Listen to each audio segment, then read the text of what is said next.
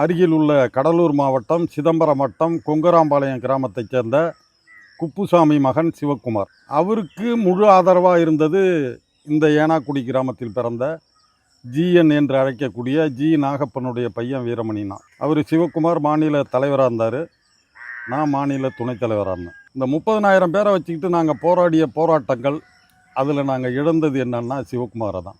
10/10/2020 அன்னைக்கு அவர் அகால மரணம் அடைந்தார்.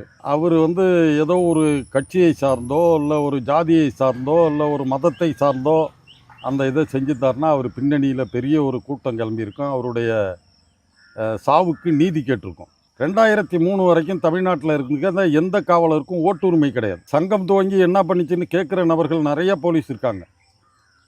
ஆனால் அவங்களுக்கெல்லாம் நான் சொல்கிற ஒரே ஒரு பதில் இதுதான்: ஓட்டுரிமை.